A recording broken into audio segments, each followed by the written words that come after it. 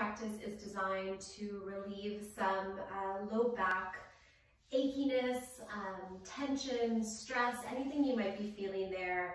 Obviously, we sit a lot in our everyday life, which can make our hips tight and which can translate into low back pain. We have a tendency to flare our low back and have poor posture, which dumps a lot of weight there. So we'll try to bring some attention to that area and to strengthen the low core so that you know how to control the tuck of the pelvis to protect the low back. And also this is a little practice that is designed to relieve tension that you're already feeling in the low back. So we're gonna start in a child's pose. We're gonna start in a wide-legged child's pose. So knees are wide, toes tucked together, and you're going to bring your sit bones all the way back onto those heels. Then you're gonna start to bring your torso down, arms long, head down. So let your arms be super wide so that the fingers come off the mat and your shoulders can relax.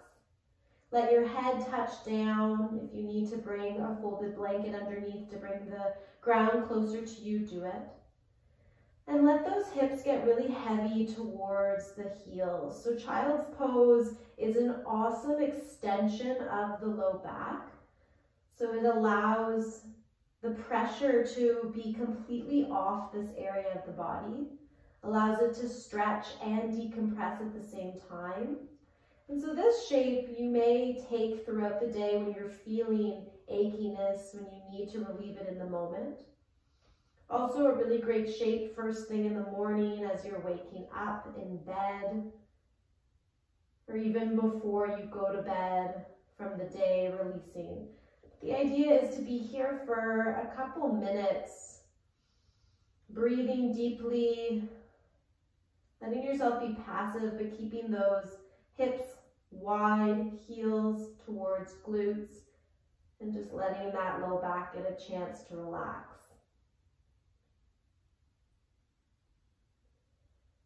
So you stay here as long as you need to. If you're ready to move, start to walk yourself over to the right side. Lift your torso up, walk way, way, way to the right, and then set yourself back down, torso, head, arms reach to the right. You're stretching the left side waist, but you're also keeping that left hip towards the heel and getting a bit of a stretch through the left side hip and probably translating in the low back on the left side. Breathe in here. I find that the hip tension and low back is often really connected for stretches especially.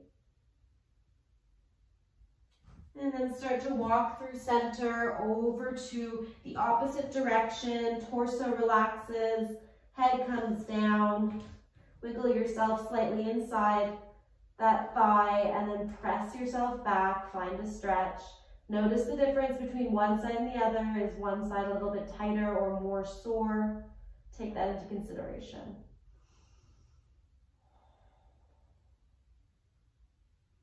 Come back through center, and on your next inhale, come into a tabletop position. Line up your knees, line up shoulders over top of wrists, spread all 10 fingers.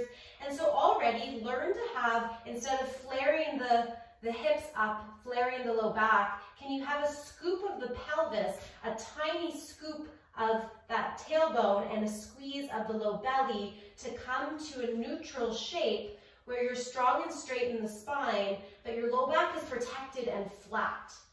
So notice the difference, flare the hips, and then slight tuck. Now we're gonna, of course, exaggerate with cat and cow, the movement of the spine. Start in the low back. Inhale, flare the tailbone first. Let this movement ripple up the low back, mid back, upper back, and then open the chest. Gaze up. Exhale, let the tailbone guide again. First, squeeze the low belly to tuck the pelvis. Let this rippling motion curl in through mid back, upper back, shoulders, neck, chin to chest. 2 more breaths like that.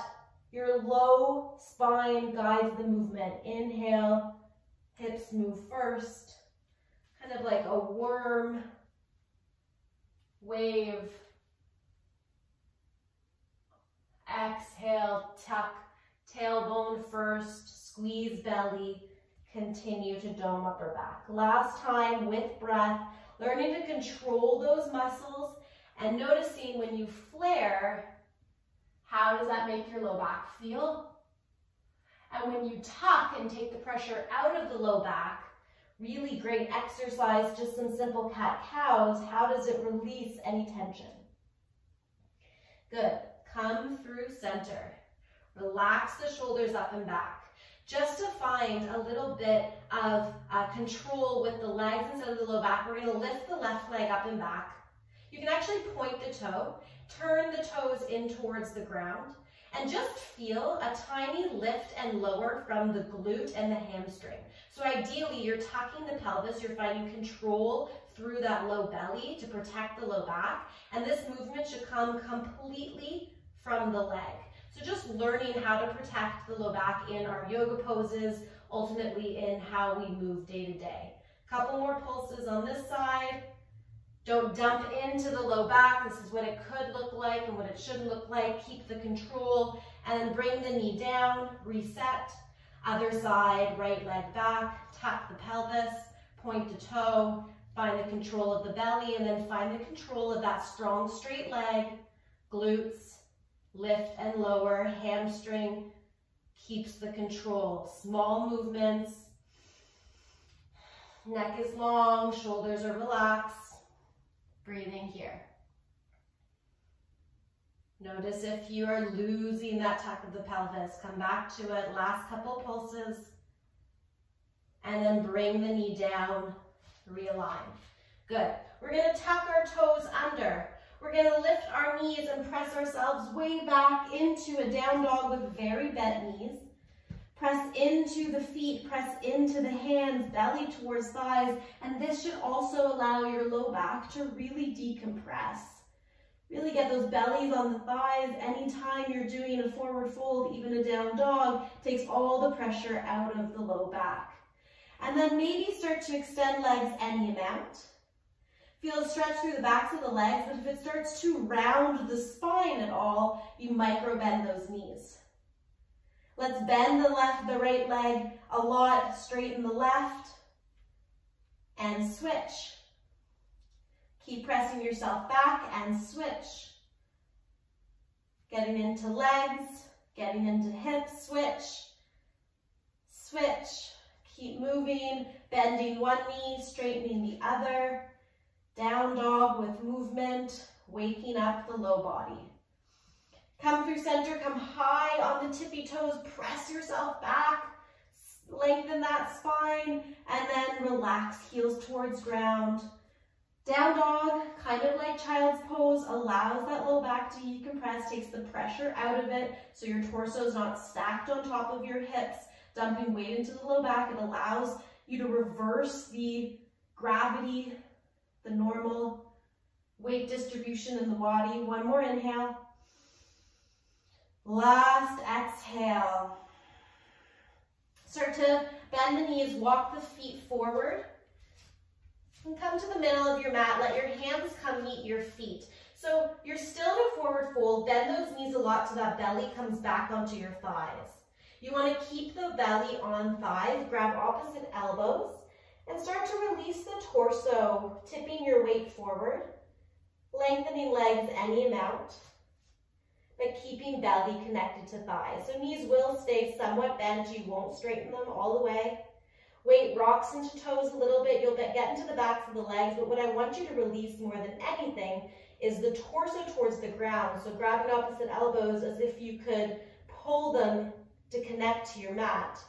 Letting all that released weight come from the low back. You're just hanging out. And then when people sway, sometimes they keep their legs heavy and just sway side to side. What I want you to do is bend your right knee and sway to the left. Bend your left knee and sway to the right. So the sway actually comes from the hips as you bend opposite knee and move in the opposite direction of that knee and switch. So you're releasing the torso and your low back is doing no work. You're not tweaking or twisting the spine. You're actually twisting through the hips, and the torso is an innocent bystander coming along for the ride. A few more times in each direction if this feels good. If it doesn't, you can stay through center and just get heavier through that head. And then drop your arms down. Dangle here, knees are bent. Slowly start to roll up. Stacking vertebrae on top of vertebrae. You may feel this in the legs if they're tight. But as you come up, I want you to notice how the weight stacks over that low back. Do you immediately flare the belly forward, dump weight in the low back, and kind of have this uneven mountain pose? Instead, can you bring your right hand to your belly, left hand to your low back? Can you find a tilt of the pelvis? Same idea as when we were in hands and knees. Belly squeezes in, that little low core is what helps protect. So you get already a release as you're standing. Knees stay micro bent. Most likely if you're super tight through the legs, it can pull you forward. We don't want that. So tuck of the pelvis, soft knees. Then you find a really tall spine stacked, vertebrae on top of vertebrae with the core involved in keeping everything stacked. Arms relaxed to the side, close the eyes, mountain pose. Take a couple breaths here, scanning head to toe, noticing the weight distribution in the feet if you can find all four corners. This is your foundation that your legs stack upon. The tuck of the pelvis is the foundation that your spine stacks upon. And then your head is light above your shoulders, arms are draping down, close the eyes, 2 more breaths, standing right here, training yourself to stand equally on both feet so that you're not swaying to one side like we often do when we're standing and then dumping weight into one hip as opposed to the other equally. Or if you're often swaying your low back, can you retrain it just by standing in mountain pose? 1 more breath. Stay on the exhale. Good. Come to the top of your mat. We're going to take 2 flows together, nice and modified with attention to our low back. So press into the feet. I want you to keep them hip width distance apart because, of course, we want to keep it nice and roomy for that low back. Once your toes are together, then if you have any tension, you'll feel a pull, you'll have less mobility. So feet are hip width distance, knees are soft, pelvis is tucked. Inhale, reach up, don't flare those ribs, don't flare that belly, keep the control through the core. Exhale, fold over the legs, knees are soft, back into that forward fold where you're really releasing the torso and really getting that belly heavy on legs. Inhale, lengthen the spine, hands on the ground or shins. Press away, open. Don't flare the low back, but keep the containment so you have a flat back like in your tabletop, opening more through upper back. Exhale, fold. Plant the palms. Step 1 foot back to plank, another foot back to plank. Pause. Make sure your feet are hip width distance or wider. Tuck that pelvis again. Can you squeeze the glutes to help tuck the pelvis in your plank pose? Belly super engaged. 1 time, inhale, come forward over those wrists. Tippy toes, barely touching. Exhale, back to normal plank. Knees drop. Untuck the toes. Come forward so you're still in a plank. So as we lower, the tendency is to dump all the weight in the low back because our upper body does not have the strength. If that's the case, always take your flows from the knees, and you want to keep scooping pelvis under, tailbone under, squeezing that low belly.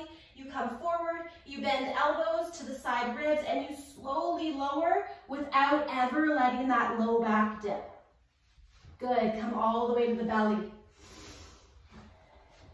Let your legs come out quite wide, so feet are untucked, toes are at the corners of the mat.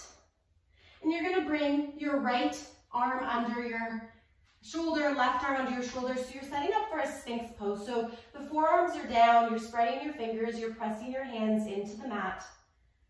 You're looping your shoulders 1 time, inhale up, exhale back and down, and then you start to press into the forearms and lift the chest up. So you're propping yourself up. You're not dumping weight into your shoulders. You're actually finding length away from the ears with the shoulders.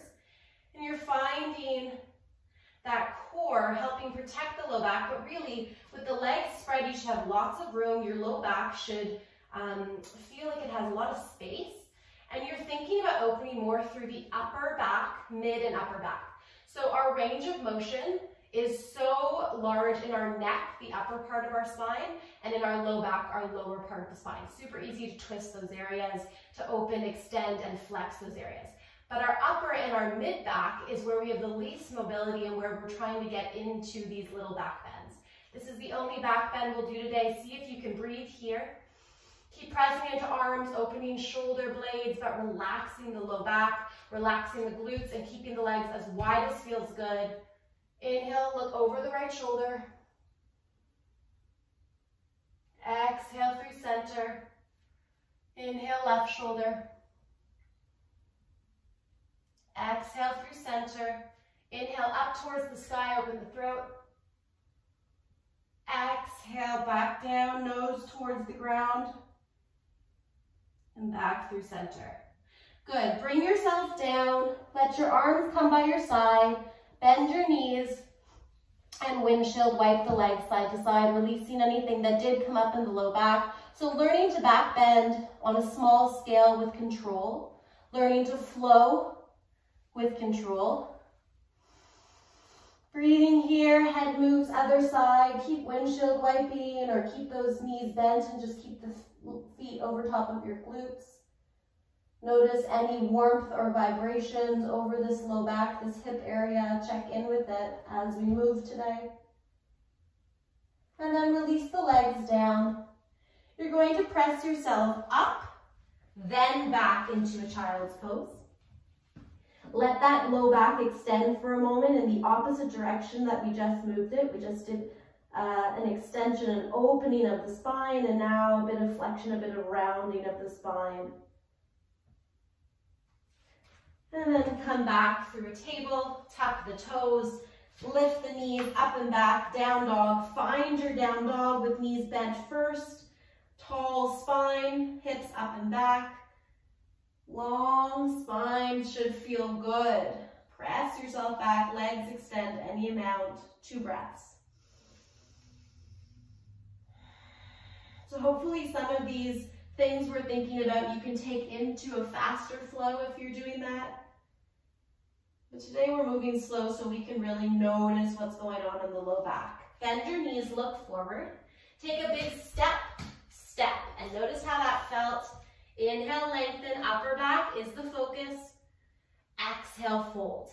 Press into the feet, inhale. Use the glutes to root and rise all the way up. Hands through heart center. To your side, can you find that mountain pose right away, tucking the tailbone, stacking the spine, using the core, finding the feet. One more flow a little bit quicker just to see how it feels to move with awareness, but with also breath. Inhale, reach up. Exhale, bend knees, fold. Inhale, lengthen upper back only. Exhale, hands to the ground, step back with the opposite foot. Find your plank pose.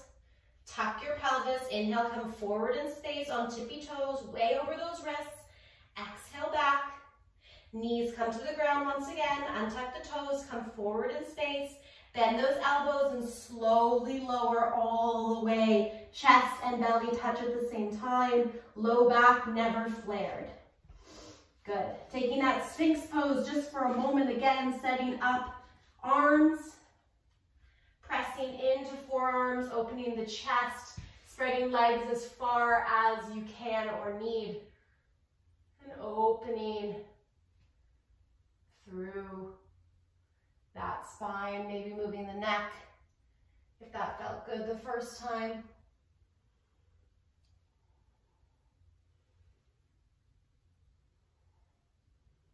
And then come to the ground, relax the arms, windshield wipe legs.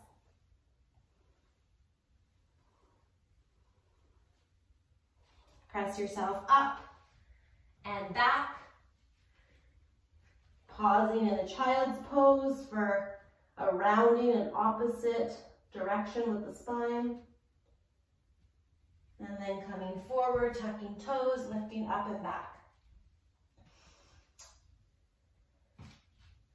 We're going to take a pigeon pose, getting into the hips, but also allows us access to that low back. Can you lift your right leg up behind you? Use only the glutes like we did on hands and knees. Relax the low back. Exhale, look forward, bring that knee behind the right wrist, foot out to the side, pause. Inch the left leg way back, drop the knee down, untuck the toe. Right knee should be in line with right hip.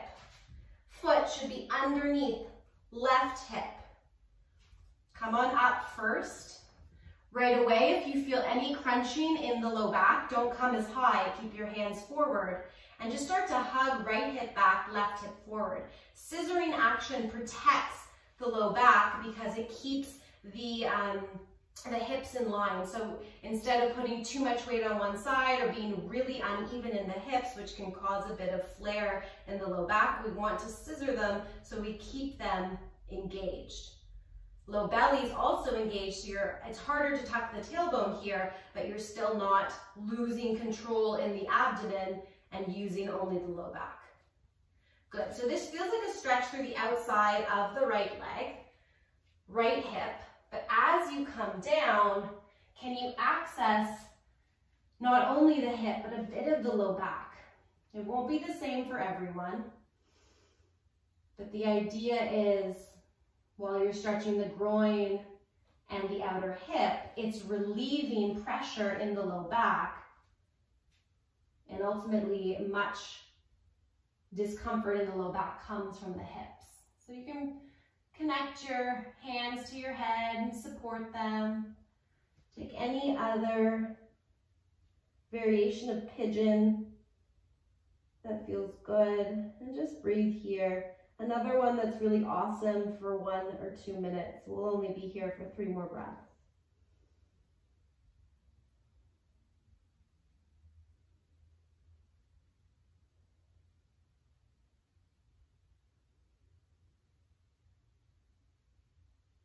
When you're ready, start to lift yourself up. Come onto that right hip. Sweep your left leg forward, pause. So you're gonna find a wide stance with your left leg out to the side and your right foot is inside of your left groin. You're gonna flex the foot towards you of the left foot. Hand inside that leg. Inhale, reach up.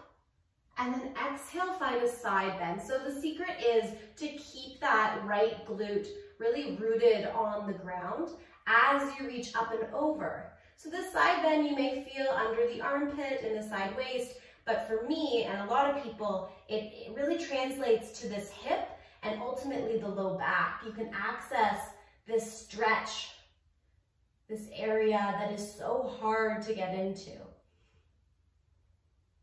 2 more breaths here.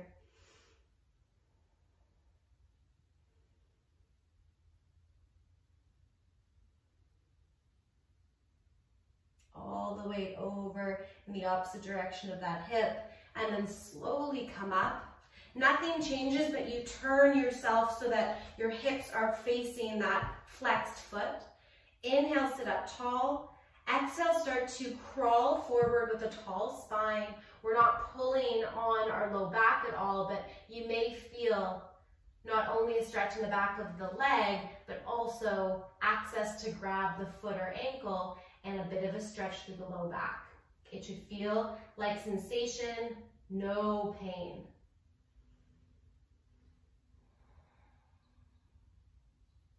Take 1 more breath. Only go to your edge, and then slowly back off. Turn back to the front of your mat. Come into a tabletop first, mindful of the low back. Tuck the toes, find your down dog, and take a breath in your down dog, bending the knees first, then extending legs, but keeping that spine, those hips really nice and high. Left leg comes up and back, lift with the back of the leg, not the low back.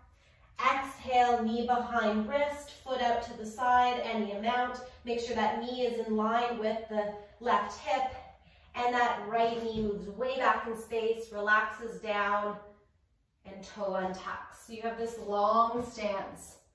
If you're tight in the groin, you'll feel it here as well. You'll already feel this in the outer hips. Stay up for a breath just to bring some weight over top of those hips first before you lay your entire torso on top of the leg. Of course, if you feel this in the knee, you can always take thread the needle. It is the same benefit.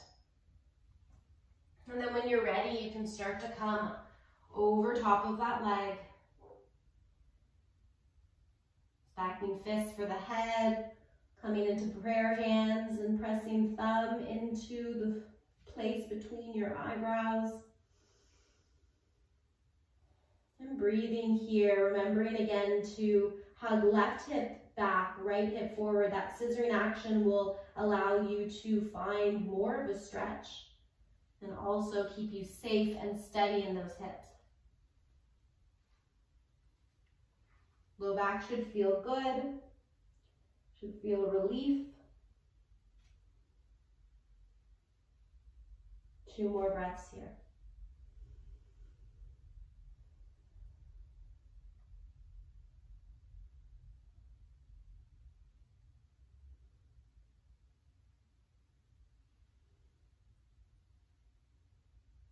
And then slowly come on up. Weight comes into the left hip. Bring the right leg around and out in front of you so that the leg is nice and wide. Your hips are facing forward while that left leg is in towards your groin. Hand comes inside that right leg. Inhale, reach up and open the chest. Exhale, side bend. Left hip and glute is rooted as you find this sensation in the side waist. Breathing. You can always bring your hand behind your head if that feels better in your neck. You can always let that arm get really droopy, bending the elbow.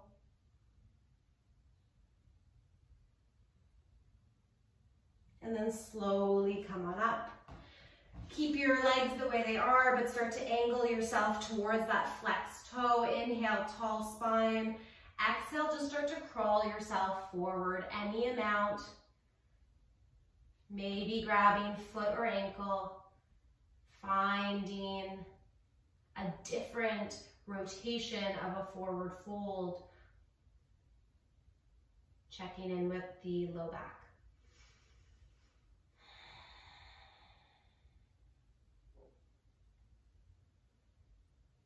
Good. Start to slowly come up. Bend that knee, bend the other knee. We're going to come onto our back body, knees in towards the chest right away. Hug those knees in and give yourself a massage. So little circles or big circles with the entire low back. So knees come up to the side, away, and then to the other side. Switch directions when you're ready. Massaging out hips and low back. This should feel good. And you are in control of how much you rock side to side. And then keep your right knee in towards your chest. Extend your left leg long.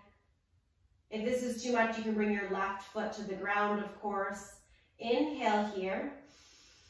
Exhale, hug that knee in towards your chest. Get some decompression, some compression of that hip flexor, the right side body, and keep the tailbone super rooted on the ground. So no lifting of the seat or the low back off the ground. Keep it grounded as you hug in. Big release for hips, low back, and hip flexors. One more inhale. One more exhale. We're gonna find a twist. So release the leg a little bit. Right arm comes to the side. Shoulder grounds down, and then start to twist that knee across the body in the opposite direction. Does not need to touch the ground. So your right shoulder is your focus to keep connection. And you will feel this in the entire spine, especially if you turn the head towards the right, the neck gets involved. But you want that shoulder to stay grounded is how you know the twist is more in the spine as opposed to the hips. And that knee moves in the opposite direction, but doesn't touch down at the cost of losing the connection with the right shoulder. You will feel this most likely in the low back and hips. It should feel good, no pulling, kind of like gravity take over.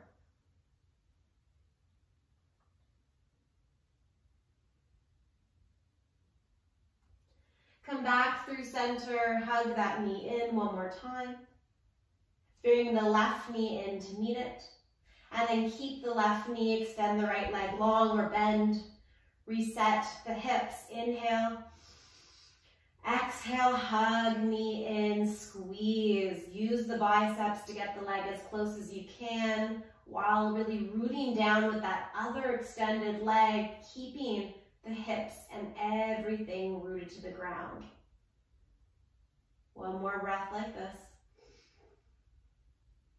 Exhale, squeeze, hold it. And then release a little bit. Left shoulder comes down, either cactus or extend the arm up. Maybe gaze over to the left side and start to twist that knee away from the left side. The knee may or may not touch. The foot may touch. That right arm can stay on top of the thigh to encourage it, but don't pull. Breathe here.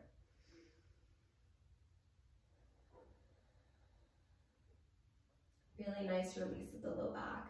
The twist should feel good. Easy to feel the twist in the low back and the neck. It's harder to access mid and upper back.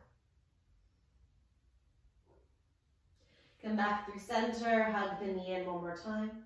Bring the other knee in to meet it and bring the knees nice and wide. Open up, root that tailbone, keep your hips on the ground. You can stay here or transition to happy baby, but once again, keep those hips rooted on the ground. So don't lift up like this, actually keep it down, feet to the sky, grabbing outside or inside of feet, whatever's easier. Inside of feet is easier, I think, to keep the upper back down and to keep the tailbone down. So let's try that today, even though it doesn't open the shoulders as much. It's not what this practice is about. You can stay still or you can rock. Last couple moments of this low back sequence.